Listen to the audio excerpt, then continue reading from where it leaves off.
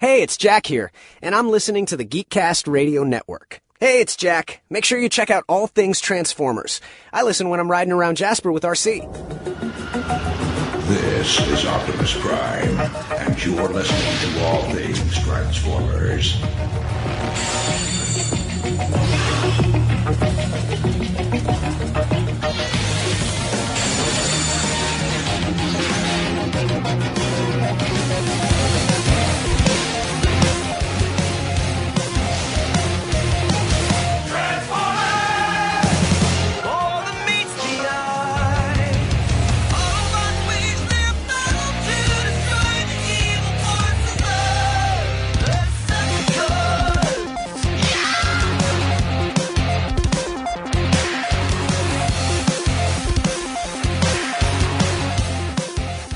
Welcome to an all-new generation of All Things Transformers as we get the origins of any and all Transformers fans that we can. I am, of course, TF2 and Mike. Joining me this time around is our lovely guest. He is the king of customizers in the Transformers world, or at least one of them anyway. And I was told by someone else that they wouldn't do any other podcasts with me until I had this guest on. So, Nemesis Predaking, you owe me podcasts, damn it. There you go. It is, of course, Eric, a.k.a. Plow King. How's it going? It's going. Sometimes I wish it would stop, but it's going. Right. So we have 25, 26. I need to round these questions out at some point or another, but we have 25, 26 questions that we ask all Transformers fans. First of all, and you told this story to me when we did our test recording, but since I don't publish test recordings, I will have you retell it. Where'd you get the name Plow King from? Because it ain't from The Simpsons, apparently. Correct. White gold. What's it? Whatever. I don't... Hiya, Homer! Say hello to the Plow King! So back in the day, I work at a wastewater treatment plant. Uh-huh. And the area that I was, I guess, quote unquote, responsible for is where we actually took we call it sludge, out of the wastewater. Right. And this piece of machinery has plows on it. And so I just took that name, and also at the time when I first started signing up at boards, I actually had a black Jeep with a snowplow on it. Okay. So I just put all that stuff together, and, you know, The Simpsons was just a convenient reference at the time. And, you know, when everybody hears Plow King, they automatically take it as, oh, Simpsons reference. Okay, fine. Mm-hmm. We can roll with that. Sure, why not? Okay. And the funny thing is, specifically for this episode, I actually went back and looked at some of the Plow King stuff on The Simpsons, and I blame Homer. Yes. If Homer never gave Barney that first beer, Barney would have been a college-educated... Yeah. Oh, man. Yes. Oh, could you, Barney? After all I've done for you. Lachrymose is to dyspeptic as ebullient is to effervescent. All right, Harvard, here I come. Psst, Barney, my dad's asleep. Want a beer? I don't know, the SATs are tomorrow. I've got 2 words for you. Mellow out, man. All right, just one. If it'll get you off my back. Hey,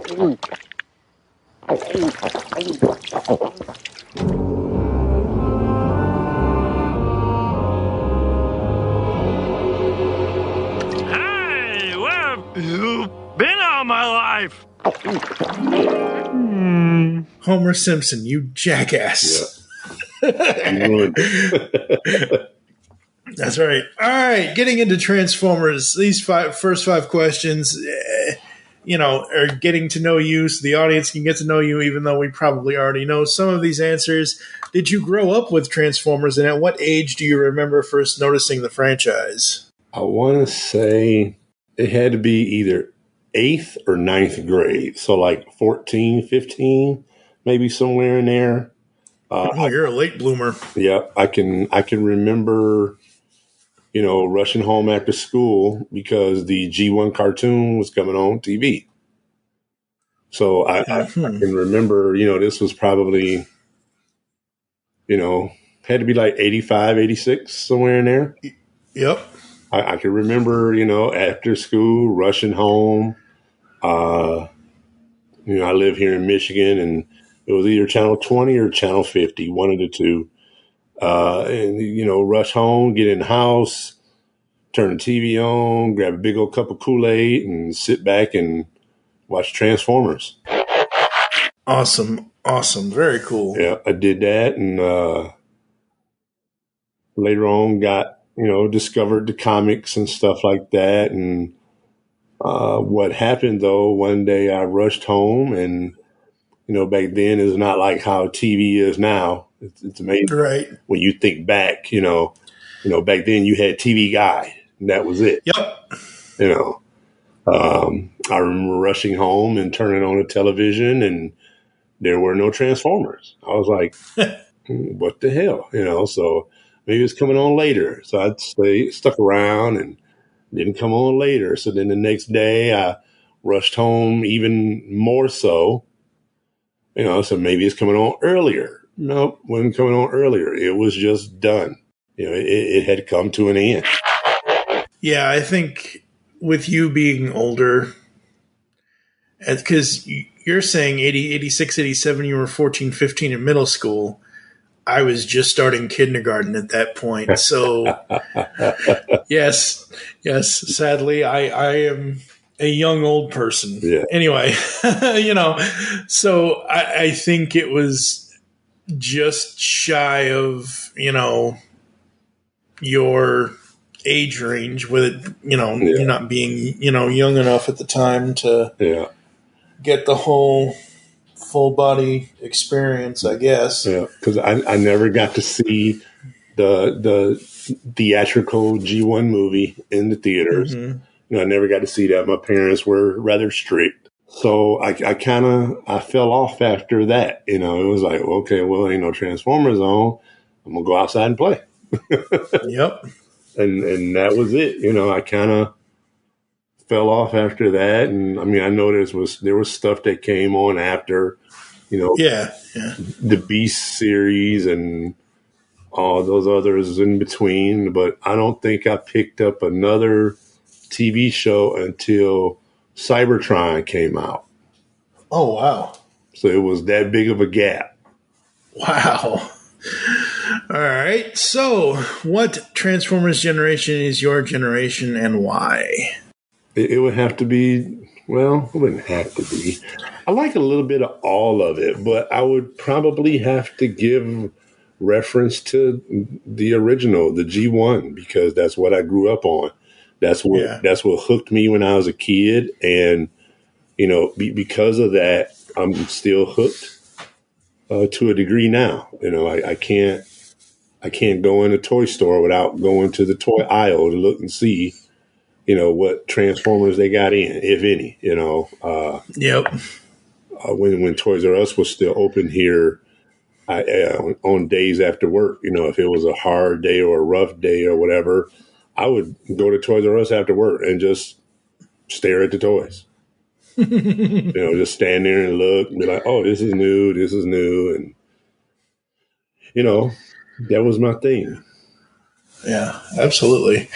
So what other generations of Transformers do you like besides G1? I love the animated stuff. I know that caught a lot of flack when it first came out.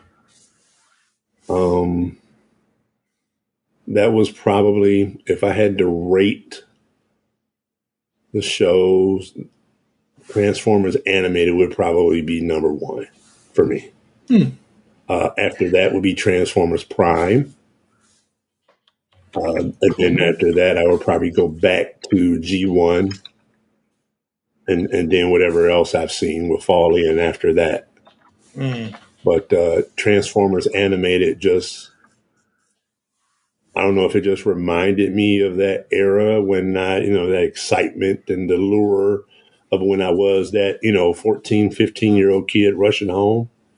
And then the magic of the whole line, rest in peace, Derek Wyatt. But the magic of the whole line was that I could go to the store, and I'm saying this, I'm staring at Animated Lockdown on my desk right now as I'm talking to you.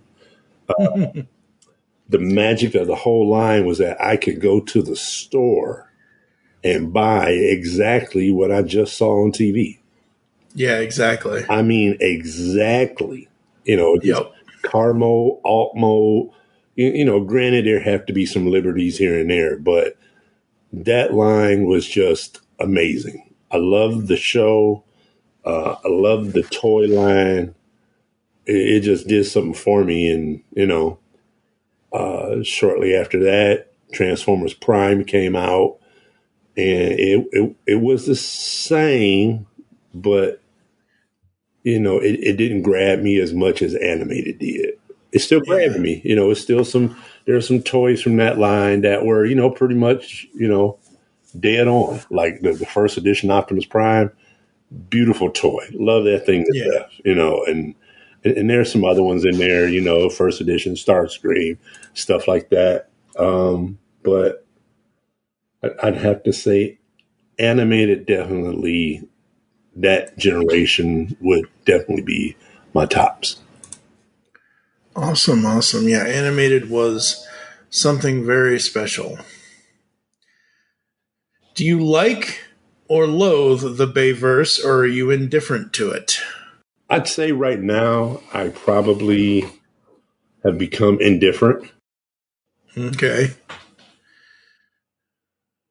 When it first came out, I can, it was crazy. I can remember when the very first movie hit the theater, I actually went and pre-bought tickets. This was before, you had the app on your phone and you can pick your seats. I went to the theater after work.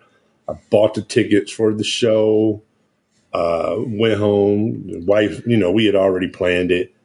We went opening weekend. That was a rarity for me. We would never go to see anything opening weekend. We would always wait, let the crowd die down, go. We went opening, I think came out Friday. I believe we were there Friday. If not Friday, we were there Saturday. And just to see that on the big screen, the opening sequence with Blackout. That, I will never, there's things I always tell people, I will be on my deathbed getting ready to give up my last breath. And that'll be one of the things I remember. Yeah. There's things in your life that, you will never forget. And to me, that just to see all that on the big screen, that was something for me. I really enjoyed it. But having said all that, as the movies went on, I didn't even, let me see. So I watched 1, 2, and 3. So 4 was what? Age of Extinction? 4 was Age of Extinction. 5 was The Last Night. And then there's Bumblebee. Okay. So I tried to watch 4. I don't think I've ever watched 4 completely through. Okay. You said 5 was The Last Night? Yep. Have not seen 5 all the way through. To this day. Bumblebee, actually enjoyed it. And I was shocked because, I have an 8-year-old now. So, we more so took it for him. Right. Because, it's Bumblebee, and that's what they do. It's marketed towards kids, and if adults can get enjoyment out of it, it's a win for them as well. Yeah. Took the kid to go see Bumblebee and actually enjoyed it. Now, there's just some movies that I can watch over and over again, no matter how many times they're on TV. Mm-hmm. Bumblebee ain't there. But, No. See it once or twice and I'm good. If there's nothing else on, then yeah, maybe, just let it be background noise or whatever. But, Right. it was definitely an improvement. And I'll admit I'm looking forward to Rise of the Beasts just to see what they do. Yeah, absolutely. I think that's the thing now, is that because they don't have the Bayverse of Bay at this point, because I believe it was Travis Knight that directed Bumblebee. I'm not looking at any information, folks, so if I'm wrong, I'm sorry. But with him directing and whomever else is still on the crew and whatever else, I feel like Bumblebee was a tipping point. They wanted Bumblebee to be a restart, and it was, and it's going to be. And I don't know what's going to be going on in Rise of the Beast. I see the news, I see the photos, just like everybody else online, things like that. We talk about it here on the podcast, but until I see an actual trailer, I'm cautiously optimistic about Rise of the Beasts. Mm-hmm. And with me, it's almost like my interest is, I guess, twofold, because I'm also interested in the toys. Mm-hmm. I love, I hope I'm not spoiling one of your questions, but I love Jazz. Into the ocean, let's be daring. The last one in is a rusty herring. He's one of my favorite characters, and according to the movie, there is a Porsche in the movie, but it's not Jazz. Yep. It's Mirage. Oh, Mirage, these aren't spoilers. They're, like you said, everybody's seen the news. Yeah. And I'm hoping that the toy is decent enough. And I'm not gonna lie. My plan is if they release a Porsche and it is Mirage, my plan is to make it Jazz. Mm-hmm. Of course. A little head swap, little custom work here or there, and boom, yep. I'll have a movie Jazz that's not a Pontiac Solstice. No offense to Pontiac Solstices out there. Yeah. A movie Jazz that isn't ripped in half. Exactly. Oh, God. That killed me. I know. That just... What was your very first Transformers toy? My very first one, I can't remember the age, but it was Trax, Autobot Trax. I got it from a store, and I'm getting ready to age myself again. I got it from a store called SS Kresge. I think they belonged to Kmart at one time. Ah, okay. They were like a smaller, not as big as Kmart. But it was SS Kresge, and it was Autobot Trax. That was my first Transformers toy. And other than that, I was, my parents are from the South. They grew up poor. They struggled. They moved north, got a job working at the factory, and made the best life they could for their kid. Having said that, I did not. The rumor is, only children get all they want. Nope, not true. Other than Transformers, I think that was probably my only legitimate store-bought Transformer. If I had any others, it was because of trade or somebody gave me something, but other than that, it was GoBots. I was a GoBot kid. I would save my allowance, and on Friday or the weekend or whatever, my mom would go to Kmart or Kresge or Montgomery Ward or Kingsway or whatever, and I would take my little allowance money with me, and I think for like right around $2-3 you could get you a GoBot back then. And I had plenty of GoBots. My first GoBot was Pumper. Oh, wow. He was the red fire truck, and he actually came with a little ladder, and there was like a little nozzle that was supposed to be for water, but he could hold the nozzle as a pistol. Mm-hmm. But that was my first GoBot. And I kind of, I'm going to admit, I liked the GoBots a little bit better because I had a bunch of Hot Wheels and Matchbox cars too. Mm-hmm. So the GoBots scaled pretty well with my Hot Wheels stuff.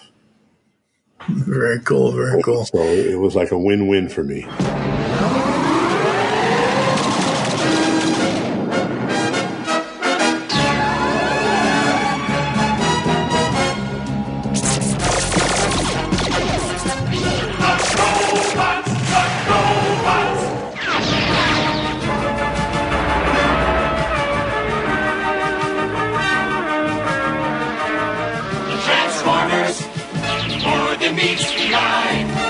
Yeah.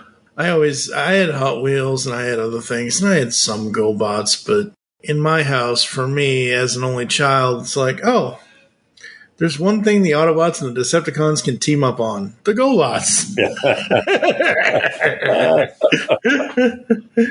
The GoBots are the villains of the story. Oh, man. Well, you already mentioned it. You can go into more detail, but who is your end-all, be-all favorite character from any Transformers incarnation? You can pick one Decepticon, one Autobot. Okay, well, the Autobot, that's kind of, like I said, I kind of already Jazz. That. Yep. That'd be Jazz. My favorite Decepticon would be, hands down, it would be Megatron. And I say that because... not just, it's not just because it's an infatuation with the bad guy thing. Right. But as an older adult, I understand him more than Optimus Prime. You know what I'm saying? Yeah. Here, your people have been, abused and criticized and you just wanted what was best for your people. And you went about it the best way you knew how. I mean, it's almost like a Negan situation, Walking Dead. Yep. I compare those two a lot. It's the same thing with Thanos. Hey, no spoilers. You can't you can't pick and choose, because if you pick and choose, you're interfering with what you're trying to do, what it is you're trying to do. Mm-hmm. You want the best. So, just this is how I'm going to go about doing it. With Thanos, it was a snap of the finger. Let fate pick who stays and who goes. Mm-hmm. With Megatron, it was what was it, peace through tyranny? Yep. I understand that because, you can, and don't misunderstand me. I'm not like some Billy Bat. You're not the villain. You understand the villain's story. You understand his attitude towards what he was trying to accomplish. Yes. He just went about it in the quote-unquote incorrect way. Right. And my thing is that the incorrect way? Because that's what we've been taught. Right. Yeah. Is it cool to, somebody slap you and turn the other cheek? No. No. No, I'm not going to live my life like that. And I think that in those instances, Megatron, I know these are all fictional characters, but right. Megatron, the Negans and the Thanos and all that, they've tried that. You can't turn the other cheek because there's always going to be somebody out there that'll be right there to step in and take advantage of that situation, and they'll exploit your kindness as a weakness. Mm-hmm. It's like, and again, I know this ain't a spoiler, but the baseball bat scene with Negan, he had to do that. because, Yeah. like he said, you came into my camp and you killed my people while they were sleeping. What chance did they have? None. Yeah, it's all about perspective, and Right. it's all about, I mean, we, eventually people are going to lash out. yeah. When you have someone that's been, beat down and trodden upon, and eventually you get tired. I mean, it's like, and I tell people all the time, sometimes you get tired of being a nice guy.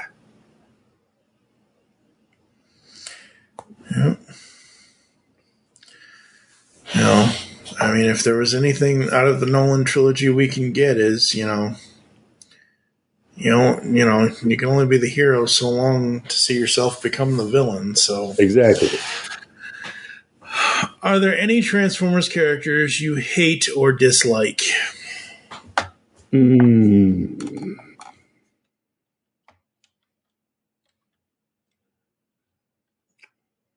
going to say no. Okay. There can be some aggravating ones or some irritating ones. Right, yeah. Actually hate or dislike, or, I would say no. Okay. Over your lifetime, as you got older, did your interest in the Transformers franchise grow stronger or get weaker?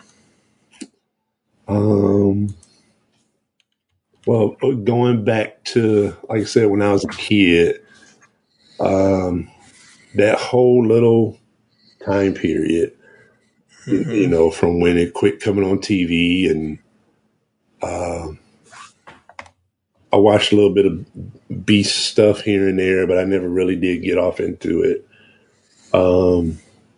Really didn't do any toys. And oddly enough, is what made me come back to it. The wife and I were on vacation in Florida, and we had rented this hotel room. It was me, my wife, my cousin, her husband, my mom and dad. And it was like this big old room. It was almost like an apartment unit. And it had a full kitchen and everything in there. And we were like, all right, cool. So instead of spending money going out to eat every night, we'll just go to the grocery store, stock up the fridge, and, come home and cook whatever, blah, blah, blah. So we go to Walmart, and like I said, I'm a big old kid. I'm going to go check out the toys. So I go to the toy aisle in this Walmart down in Winter Haven, Florida, and I see this blue and green box with a green Jeep inside. I'm like, what is this? And I pick it up, and I'm looking at it. I'm like, Transformers alternators. What is this? So, and I'm looking at it, and I turn it over on the back, and I'm like, holy crap, this turns into that.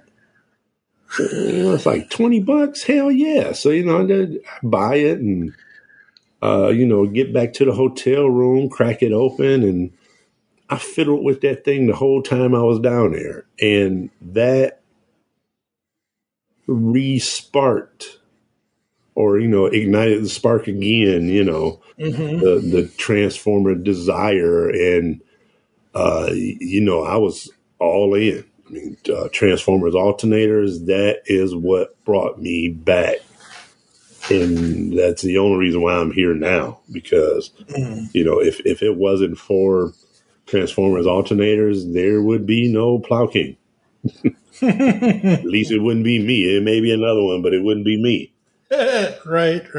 Because that's what started it all. Was I got home and, I jumped on the internet and did all this research and stuff I could, trying to find out everything I could about this magical new line called Transformers alternators. It was a win for me at the time, because during that time, one of my hobbies was model car building. And I loved the 1/24th, 1/25th scale.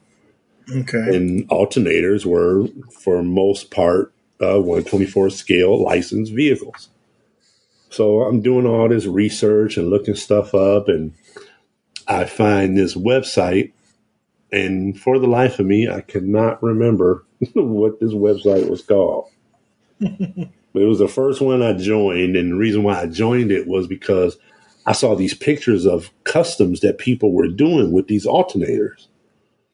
And I was like, holy shit, you can do that with this and da-da-da-da. And, but yeah, it was alternators that, brought me back in, because at that point it was like it was like Transformers, they're cool, but I wasn't like all in. Yeah. Yep. And then one alternator later, and all these years later, look at you now. I know, right? And it's an addiction. I need therapy. We all need therapy.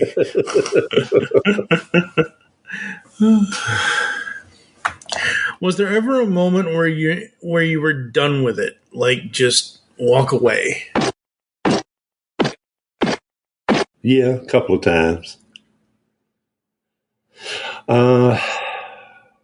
Again, that little, that dark phase, or you want to call it, from the G1 cartoon to discovering alternators. Like I said, it was.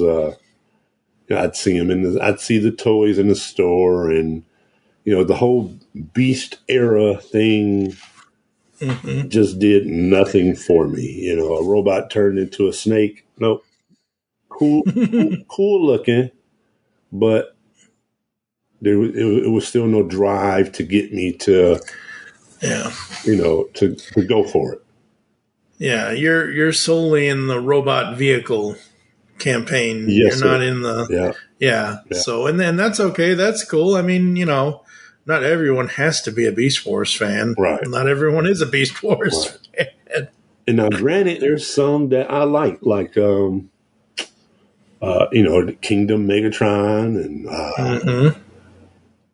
what's the Target exclusive one? T-Rex. And I even got the Jurassic Park repaint. The Jeep, yep. The Jurassic Park Jeep set. I even got that because even though I'm not a Beast guy, that is a very cool toy. That is a wonderful update to, what I remember, my next door neighbor kid, he had them, and maybe I played with it for a minute or whatever. And, from what I can remember, it's a great update. Yeah. I did actually go out and buy Dinobot, but there's a reason behind that as well. Okay. It was one TFCon, and Stu and Andrew and Purple Bot Alex, if any of you guys are listening, I know you guys will remember this as well. Scott McNeil was one of the guests at a TFCon in Canada one year. And I'm going to tell you right now, that is a very down-to-earth guy. I've been to him with Gary. Gary, he's a wonderful guy. I love him as well. It's something where you can meet these people, and they're I want to say normal. Yeah, they're actually exactly. hold a conversation with you. But I can remember Scott, because at the hotel we were at, you couldn't smoke inside. You had to go outside on the little patio area.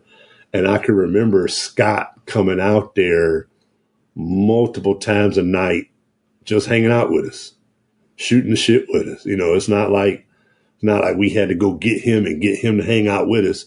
He'd come out there and be like, here you guys are, and we just stand around and bullshit and laugh and, have a good time and drink and be merry and all that good stuff. And I bought Dinobot just to remind me of that TFCon. Impressive. That was a good one.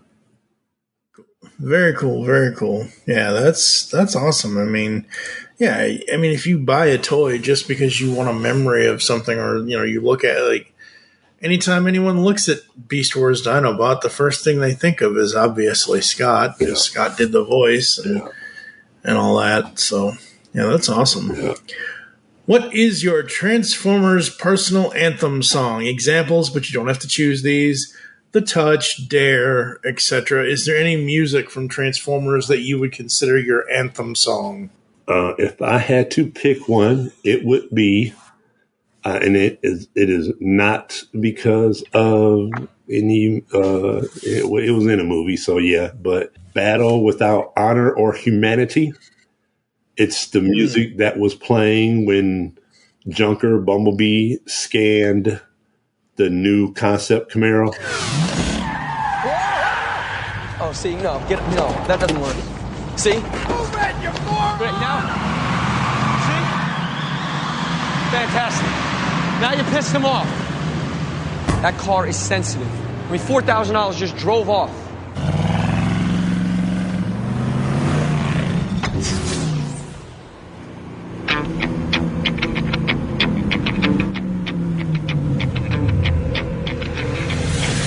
What?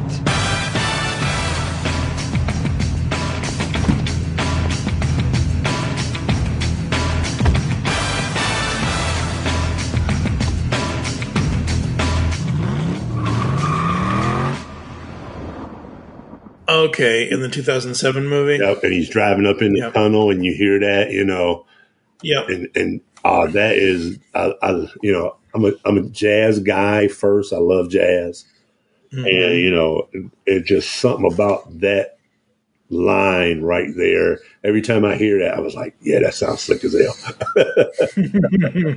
I mean, whoever was in charge of picking the score for that scene, you did a fantastic job. Yeah, the music was done by Steve Jablonsky on that. I don't know if he was specifically told to do that specific sound, but yeah, that music, man. Yeah. That's one thing I'll give the Bayverse. The Steve Jablonsky scores are some of the best Transformers music. Oh, yeah. Yeah. Just absolutely love them. And since you are a huge jazz fan, and I try not to trot this story out too often, but I've interviewed Phil Lamar a couple of times. Oh, sweet. Okay. As you know, Phil Lamar, voice of Jazz and Animated. Yes, sir. The second time I interviewed him, or it might have been the first, I forget which one it was, I asked him about what it was that they wanted for Jazz's voice. Did they say anything about, oh, could you do a scat man? Could you not do a scat? Like, did they want you to avoid things? Did they want it? He basically said they wanted it to be an original thing. And then he goes into this, like, he just says, if they told me to do scat man, it would just be like, and he went into it and I'm like, holy crap. Yeah, I mean, because I would have loved to have been able to do a Scatman Crothers. that would have been, Megatron, you're going down. But Scatman behind me, because seriously, I feel like Scatman just rose up from the, may the man rest in peace and all that. Right. But like seriously, I was like, holy crap. That had to be awesome. Yeah, it was. How often do you go back and rewatch any of the Transformers cartoons? I don't want to say regularly, but I do from time to time. Like, I'll be flipping through and, there's like nothing on TV or, nothing that is on TV. And I'm like, oh, you know what? I'm going to watch some animated today, or, I'm going to watch some Transformers Prime today. And, and I have animated Prime. With today's technology, you pretty much got all the stuff anyway. But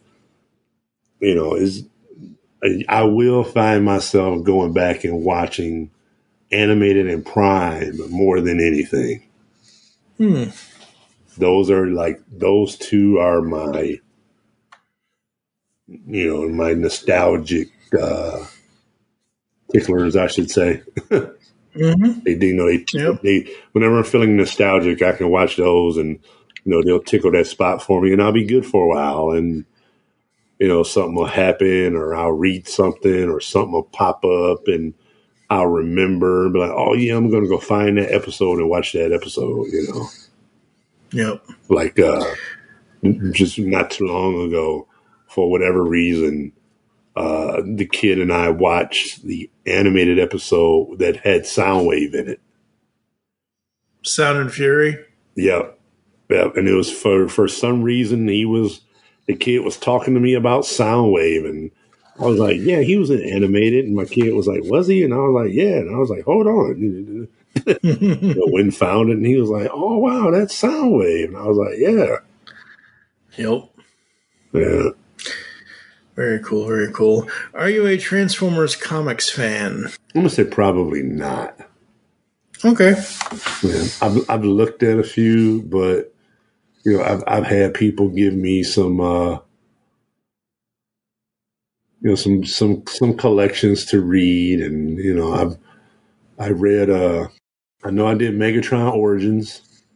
Mm-hmm. I know I did Hearts of Steel. That may be the last that may be it. Read, yeah.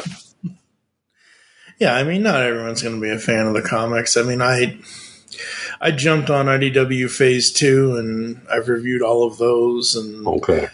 The current run is, I need to catch up with it, but I think through the first 20 issues, I felt... So, the IDW 2.0 went from, I want to say, even though IDW had the license since 2005, 2.0 started, I want to say, 2012. So from 2012 to, whatever, and, they built up with Unicron, and the Unicron was the last thing they did before they rebooted into the current version of what the comics are, and I was like, okay, great, but now that that's over with, I have no idea what's going on in this new generation. But that's okay, I'll catch up at some point. Right. How big or small is your Transformers toy collection? I have the Reveal the Shield Jazz figure. It's probably, outside of alternators, that is probably my most favorite toy that there is. And if you count the legitimate releases of that toy, you had United Jazz, you had the regular Hasbro Jazz we got over here in the States. Mm-hmm. And you had, 3 exclusives? Stepper? Yeah, I think so. Was it Tread Shot, Kickover, and then Shattered Glass? Mm-hmm. So 6? Yeah, something like that. So I probably own that mold, I'm going to say a good 50 times over. Okay. and each one of them is a different character. Mm-hmm. There may be multiple jazzes. Like I not only do I make customs, but I'll buy customs from other artists. So I may have 2 or 3 different jazzes. I may have 2 or 3 different shockwaves from the same mold. But for the most part, they are all, I'd say if I own it 50 times over, 40 of them are individual one-off characters. Very cool, very cool. Then I still got some alternator stuff. Pretty much any custom alternator. I did a purge of the collection years ago, long time ago. And the same thing with alternator. There were probably 24, 26 official releases. Right. I think it's about that. Yeah. I think right before I got rid of everything, I had over 100 alternators. Oh, wow. And, they were all different characters, some made by me, some made by other artists. And what I did was, when I wanted to downsize, a lot of the stuff I kept, a lot of the custom stuff I kept, and, the retail store-bought stuff I parted ways with. I got some customs by Autobot X23, Cliff Jumper 69, Purple Bot, Of course, Nemesis, Predaking, Stu, Transformer is another great artist. Do not like saying his name out loud because it just does not sound right for a man to say this. But his username is Delicious Peter. Okay. Oh, Lord. He is on TFW. Okay. A great guy. He does some fantastic work. I have a few of his pieces. Sculptbot is another one. I'm gonna throw a way back name out there that some of the newer guys may not know. There was an artist went by the name Lobo. Okay. This guy, if there had been 3D printer technology back then, he'd be his own third party company by now. Oh, wow. If you ever want to see his level of skill, just do a Google image search of Parts of Steel Megatron. Mm-hmm. He made that from scratch. Wow. And if you in your spare time, anybody listening, you want to see something, Google it. I know there's some images out there still on the internet. He made that just based on pictures from the comic. Dang. And there's some other guys. Super Quad. He was another great guy. A great artist. Redline. Just so many of them out there. It was the alternator heyday. Was I miss those days. It was fun. It was. It almost felt like a family. That's the crazy thing is now, like when I was first getting into it, I mean, I've been a Transformers fan since I was 4 or 5 years old, but the whole online community thing, I wasn't in the early heyday. I wasn't online 2002, 2003 looking at Transformers. I started around 2006. Okay. And 2006 to now, I don't know where the shift happened, but it seems like, just to me personally, everybody has their own cliques. Everybody has their own circles. And if you want to join any of those circles, you have to basically give them a metric fuck ton of energon in order to do so. I mean, there are a lot of communities that are really, really nice and really, really welcoming, and it's amazing. And I've talked to some amazing people, but I just feel like there are a lot of Transformers fans out there that are just so high school cliquish, and it just doesn't. That's not what it's about, folks. Yeah. It's about all of us being able to talk to each other and, hey, I like Hot Rod. I like Beast Wars. I'm a fan of Beast Wars. You're not. Just because you're not doesn't mean, okay, you're not a fan of Beast Wars, then let's talk about something else. Right. I completely missed out on alternators. I saw what they were, and I was like, oh, Transformer model kits. That's cool. It's not for me, but it's cool. Right. But you know what I mean? It's like, I don't know. No, I get you. I do. I understand. It just seems like everything is just. It's not as fun as it used to be. It's not. And that's I think a huge problem in the Transformers fandom. Yeah. Do I have fun with the Transformers fans that I interact with and that I do podcasts with, or I have discussed? Yes, absolutely. I love hanging out with those people. I love mentioning things to those people. I love pestering Stu to do podcasts because Stu should be talking more. If you're listening, Mr. Predaking, sir, it's just one of those things, man. I hate to say it, but right now it seems like Transformers fans and people getting along with each other, those were the good old days. Yeah. It's just sad. It's, what you're saying has some, I back then I was a moderator at it wasn't the first, like I said, the first board I joined. But life me, I cannot remember the name of it. Right. If I'm offending anyone, I apologize. I just can't remember. Probably in, I want to say 04.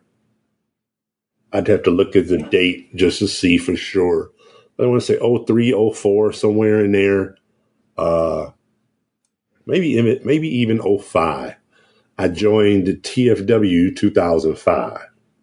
Right. And I still post stuff there to this day. I'm not as active as I was back then. Mm-hmm. But, back during the, alternators were kind of sort of coming to an end of their popularity, maybe. I was a moderator back then. It was me and two other guys that moderated the customs forum. Mm-hmm. And, we would talk from time to time outside the forum.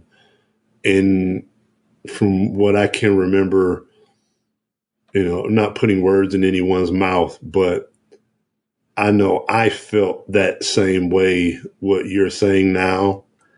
Yeah. I felt that then that, there was like a change in the atmosphere. Yeah. It had become very cliquish. Mm-hmm. Not the board, but just members of the board. Yeah. And at times I found myself getting caught up in that. And, I didn't like that, Yeah. Like, it's like I said, like, I'm hugely proud to be included in several circles that I will mention. I'm on the Transmissions Discord. I'm on other things, and I absolutely love interacting. Like, I know I can go on those channels and those text whatevers and say, hey, my name is Mike, and my favorite character is Hot Rod, and no one's going to come back at me and say, well, you're wrong for liking that character. Like, the whole opinion is right or wrong thing, it has never sat well with me. Opinions are opinions. I like something. If you don't like it, okay, let's find something we do like. Right. It's not the end of the world. Right. Not yet, anyway. All right. Not yet, anyway. Who knows? Anyway, yes. I don't know. When did you first start customizing Transformers toys? It would have to be in 05. Okay, and why did you want to start customizing? I saw what the other cool kids were doing. No. Like I said, I had that little lapse where I had fell off. And, at the time I was, into model car building, and I discovered, Alternator's Hound at Walmart. Did some research when I got back home and found out that there was this whole world where people were taking Transformers and repainting them and customizing them into other things. And I was like, oh, wow, I could probably do this because, in my mind, I was thinking, okay, I can take what I know from model car building and just practice that on these robots that transform into, like you said earlier, model cars. And I was like, okay, yeah, cool, I can do this. And so, I studied for a while. Like I said, Lobo, he was one of the main guys on there. Another great guy, rest in peace, Bill. His board name was TF Master. I believe he was a guy ahead of his time, highly skilled. There's some other guys out there, Jaff, Wheeljack, just a bunch of guys that, were killing it during the alternator days. And, I seen what they were doing, and I was like, man, I have to try my hand at this. Right. So the first thing I did was I went out and I bought another alternator Hound. And using my real life Jeep as a template, I made a robot after my real life Jeep. Very cool. Very cool. And he had, I can't remember the name now. He had some stupid ass name. It wasn't Plow King. It was something dumb. And Okay. Lobo actually came in, and Lobo commented in the thread, and he was like, "Why don't you just call him Plow King?" And I was like, like light bulb moment. And I was like, okay, yeah, cool. Yeah, I could do that. And that started it. And, from there I made another one and another one and another one and another one.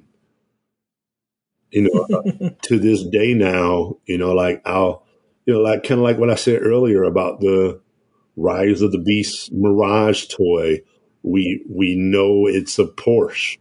Mm-hmm. So I'm not even looking to get it just because it's Mirage. You want it because it's a Porsche, because you're gonna, yeah. Because I'm going to, my best effort is I'm going to make it Jazz. Mm-hmm. Was I upset that Jazz wasn't a Porsche to begin with? Yeah, a little bit, yeah. But I wasn't, enraged and throwing shit at the screen because it was a Pontiac Solstice and not a Porsche. But I do that a lot. Even with today's toys, like I'll go in the store and I'm not going to lie to you. I look at everything and I try to figure out, especially if it's a car, I try to figure out how I can make it Jazz. Yep. I do that with everything. And I was going to do that with Legacy Skids because if you look it up, they actually have a car that resembles Skids, and it is in the same livery as Jazz was. Yep. Remember the only racing thing, or whatever. Yeah.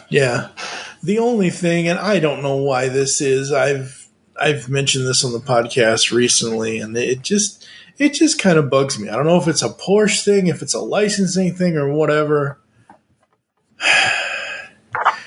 If you can't have the number 4, then have no number. Jazz was never 14th in line, damn it. Right. Like, I don't know. Like, again, I don't know what it is, why some of the newer Jazzes are number 14 instead of number 4. Right. No clue, but that just bugs me. Well, somebody pointed out, and I can't remember if it was factual or not, but I think somebody pointed out that it was in some product lineup or whatever, and Jazz was item 14 on that paper. That just... I know it sounds crazy. I could be misstating this, but I could have swore I read that somewhere. And like you said, it was because of copyright infringement, whatever like that. They couldn't release this car and put the number 4 on there. Okay, so put the number 4 on there, but leave off the Martini Racing stripes. Yeah, you just could have put a plain old black 4 on there and called it done. Because repro labels or toy hacks, they always come through with the decals. Yep. They always come through with the labels to fill in what Hasbro chose not to or couldn't do. Because of possible copyright infringement. But hell, that show didn't stop them from releasing what was it, Revenge of the Fallen Dead End?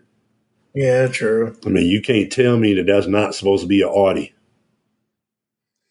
Yeah, that's the toy. Very true. We couldn't get the licensing, okay, but you cannot tell me that that's not an Audi. Yeah. So they can do what they want. I think they just maybe they don't want to have to deal with the headache. Like the whole thing with alternators. If you've ever seen, I used to have a book, and it was all about alternators and vinyl tech. And on is it the inside cover or the back cover? There is actually a drawing a mock-up of an alternator's Bumblebee as a Volkswagen. And the reason why we never got it was because I guess Volkswagen was like, absolutely not. No war machines. I guess they viewed a robot as a war machine. Mm-hmm. They were like, absolutely not. It's kind of like it was almost the same thing with Honda and alternators, wind charger and drag strip. Over here in the States, if you bought them, you did not get the barrel for the gun. Right. Yeah. Because they had said something about, no weapons like that or whatever. So over here, the engine was a scanning tool, but, you could. Yeah, and you are correct with the numbering. I'm reading here on tfwiki.net. Basically, for the Studio Series figure, Jazz is based on his appearance in the original Generation 1 cartoon. Features the number 14 on his side, a combination of the racing numbers on his original Generation 1 toy and the Generation 2 toy, according to designer John Warden, with the intent to keep it fresh in the alternate universe of War for Cybertron and ensure customizers could choose which number they preferred. Coincidentally, it is also the release number of his Diaclone toy. There we go. Okay. Okay, they didn't just pull 14 out of their asses. Nice. I like that. Like, seriously, I mean, that's like giving Hot Rod a screwdriver instead of a saw blade. Right. Like, okay, but at least there's a reason. At least there, and I never knew, I've never really looked into it, but I knew it always bugged me. And I'm like, okay, let's figure it out. What's going on with you, Jazz? Because damn it, man, you are number 4 to all of us. Right, exactly. And the choices that they make, we don't always understand them, but that's why they had the big shot attorneys and everything working for them, and yeah. Hey, you should do this and don't do that, because if you do this might happen. Yeah, there were, as far as alternators go, there were 13 waves in assortment 1 from 03 to 05, and 5 waves in assortment 2 from 2005 to 2006. Okay. And there's 9. There's 10 toys in wave 1. Oh, there's 10 toys in assortment 2, and I can't even add up how many are in assortment 1. So, all right.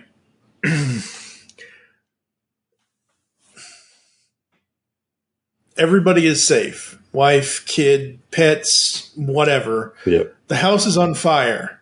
Oh. What is one Transformers toy you would run in and save? Oh, crap. Just one? Yup, just one.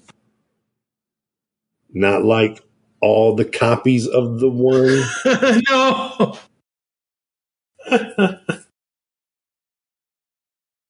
Son of a gun.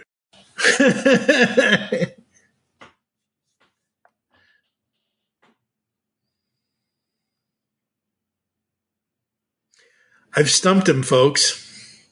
Oh, man. Yeah, for real. I honestly cannot pick just one. All right, then. Can I pick a line of them? Sure. Okay. If I could save just one, I would save all my lockdowns. You would sacrifice Jazz? Really? For lockdown? Yep. I would save all my animated lockdowns. Every one of them. Okay. Including the customs. Right. Very cool, very cool. Yeah.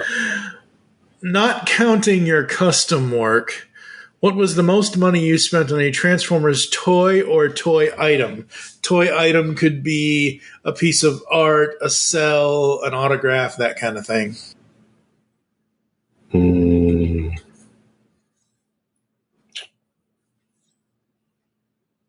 Not including anything custom.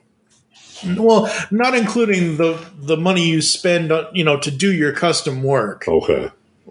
But yeah, you can. Yeah, the customs that you've made, fine. But what I'm saying is, what's the most money you spent on a Transformers toy or toy item? I'd say about 300. Cool.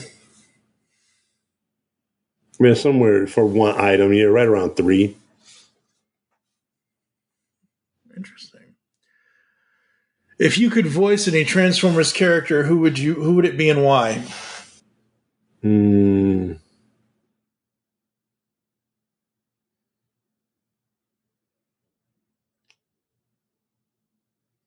I'd pick. Maybe Unicron. Okay. Just because of the power in his voice. Uh-huh. And then after that, I would say Grimlock. Just because of, really? Yeah, because of the fun in his voice. Very cool, very cool. Who is your favorite Transformers actor? Now, this obviously means voice actors, but they're all actors. Right.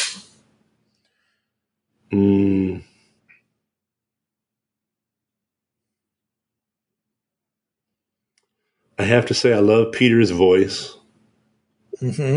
But I've never met Peter in person. I love Gary Chalk. Great guy. I've seen him at a couple of TF Cons. But yeah, as far as voice, I would say Peter's Optimus Prime voice. But as far as a person, I would say Gary Chalk. Very cool, very cool. This can't be anything that's coming out, and I don't even know what's coming out, but this can't be anything that's been coming out or they've already released. What is your dream masterpiece figure? Dream masterpiece figure. We're talking official, right? Yeah. It would have to be Jazz. Yeah, they still haven't done one of him yet. Nope, they haven't. Everybody else and their mama has, but yep. For whatever reason, Hasbro has not. And this 14 billionth version of Starscream with a slightly different color cape and a crooked crown will sell more. Right. Oh God. Yeah. I would definitely be down for. And I would have said Blackout, but we saw Blackout, so I can't say him. Yep. But that hasn't been announced, or we don't know is coming. If it's coming, I would definitely go with Jazz. Yeah. Where do you land on the Rumble is blue, Frenzy is red, Rumble is red, Frenzy is blue debate? I'm a ribbed fur guy. Yeah, same here. I mean, for me, and everyone hears this every time I ask this question, I go by cartoon logic because that's what I knew first. Yeah, me too. So purple and black. Yeah. You can have them in any color as long as one of them's purple and one of them's black. Yeah. If you could create any Transformers fiction, toy, cartoon, comic, etc., what would it be and what story would you want to tell with it?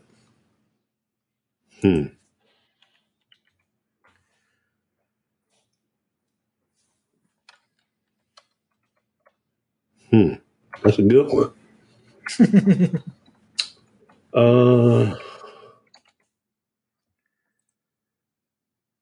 I'm not a big comic follower, so perhaps this has been done, but I would love to go deeper into a storyline with Decepticons.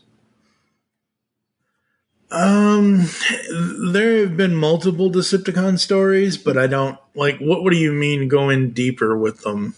I would tell a story from start to finish. I would tell the story from their perspective. Okay. Because like I said, we've all been told time and time again that the Autobots are the good guys, the Decepticons are the bad guys. Right. Now, is it the Autobots that are telling us that? You know what I'm saying? Yeah. I would love to hear, like they keep talking about all these Walking Dead spinoffs. I would love a storyline on Negan and the Saviors. Okay. From start to finish. Yeah. I would love something like that because it gives you the other side of the coin. Yeah. Because all our lives we've heard that, oh, good guy, they're the bad guy. And, well, why are they the bad guy? Right. Yeah. What happened? What transpired in his life that got him to the point to where he is now? In my job, and back in the day, I'm sure I was called this, way back when. But some people like to toss around the word disgruntled. Mm-hmm. Oh, he's a disgruntled employee. Yeah. Okay, so by definition, disgruntled only means that you're unhappy with your current situation. You're unhappy with the way things are going right now. That's all that word means. But you have people that will turn that into something bad to where when they say, oh, he's disgruntled, people will shy away from you because you're disgruntled. Yeah. My standpoint has always been, well, let's talk to them. Let's find out why. Why are you disgruntled? What can I do to ease what you feel? Mm-hmm. And I would approach, if I had to tell a story, that's how I would tell it. Why are you siding with the Decepticons? What did you feel was greater in their cause than it was in the Autobot cause, lack of a better word. And, I would tell the story just from their perspective. Because that's what they've done all the other times. They tell the story from the Autobots' perspective. They don't tell the story from the Decepticons. Yeah, I think IDW 2.0 has done this a little bit. I'd have to go back and reread to figure it out, but they tried to, and they succeeded in doing so, telling really unique stories. So I know all the listeners know this. You may or may not know this. In IDW 2.0, there's the Death of Optimus Prime one-shot.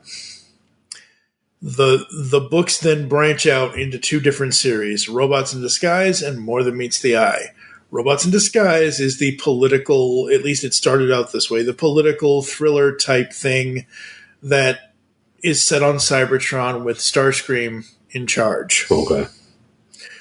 More Than Meets the Eye is Rodimus and his band of merry men going out and searching for the Knights of Cybertron. And the two of them converge and meet up at times throughout the series' runs and things like that. It is really, really great storytelling, but I don't know if there has ever actually been one specifically what you're explaining. So if there has been, folks, we're sorry. But if there hasn't been, hey, there you go. There you go. This is a cash cow. All you got to do is milk. Move over, Autobots.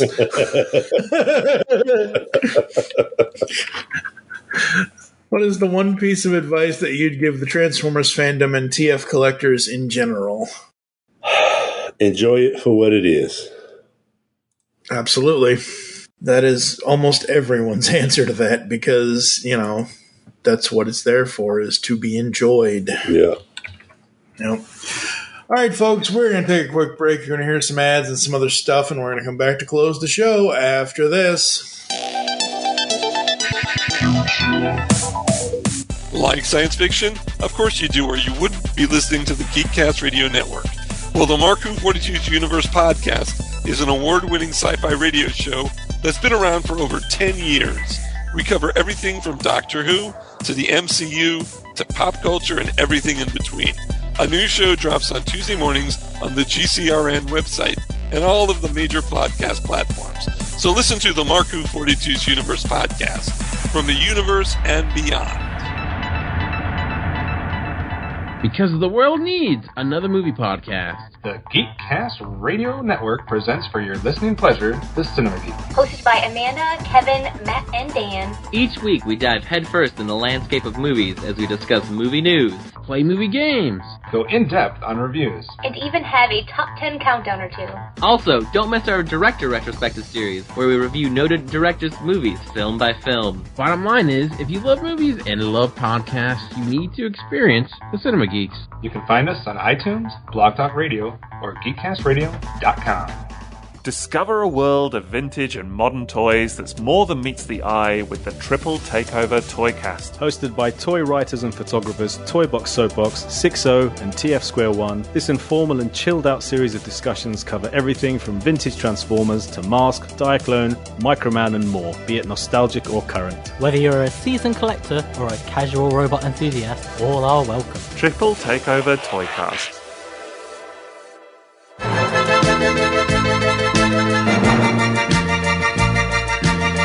Hello, all sentient beings.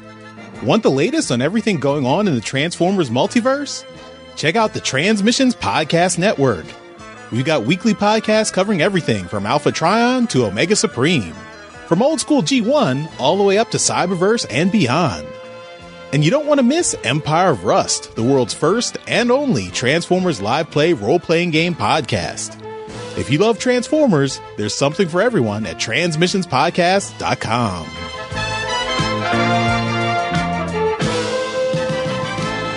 On the Simplistic Reviews podcast, we talk movies.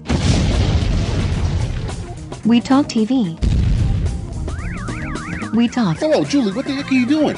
Trying to make our spots sound more exciting by adding explosions. Yeah, I'm pretty sure you could have got the point across with sound effects, not the real thing. Download the show on iTunes or at simplisticreviews.blogspot.com. I'm sure your insurance company will cover that. No, they won't. No, they probably won't. All right, we are back. Do you have anything that you're doing currently that you'd like to promote? Are there any customs you're working on that you want to tell people about or anything like that? No, not really. I just finished up one, posted it on TFW, me and a friend and I. And like I said, Animated Lockdown is one of my favorite molds as well as a toy. We were tossing about some ideas, and the idea of doing a Alternators homage to animated Grimlock. So interesting. Yeah, what I did was I took animated Grimlock, I took his head from the dinosaur, and I took a animated Lockdown figure, and I modified it to accept Grimlock's Dinobot head on it. Painted the vehicle up a little bit different. Pretty much followed the paint scheme of the Alternators Grimlock toy. Right. And, that was my latest, and it's somewhere on TFW right now. Very cool, very cool. All right, folks, I want to thank you for joining us here on All Things Transformers. If you'd like to get in contact with us or leave feedback for the show, there is several ways to do so. Visit the website, geekcastradio.com, where you can listen to and comment on all of our content. Follow us on Twitter at GeekCastRadio for the network, at All Things TFV3 for the show. I am at TF2 and Mike. What is your Twitter? Holy crap. It is, I think it's at Plow_King. Okay. I think that's what it is. I'll have a link in the show notes, folks. Don't worry. For now, I am TF2 and Mike with Eric, a.k.a. Plow King. Transform and transcend with us next time here on All Things Transformers. Sweet. Your magnetic powers won't work on these cables. Carbon fiber, non-metallic. You Decepticon scum! Oh, I'm not one of them. Name's locked down. I'm what you call a bounty hunter.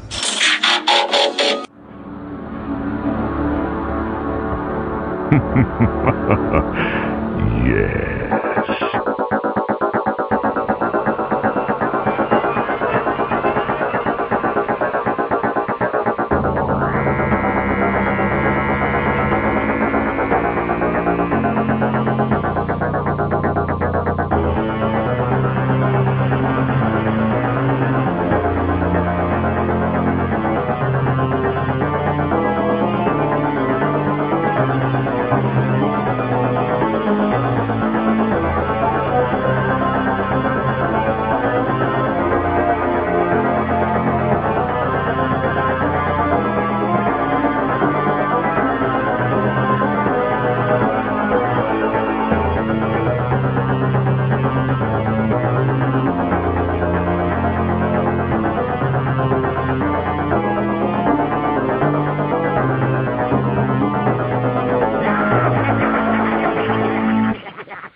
I wish to speak to my lawyer.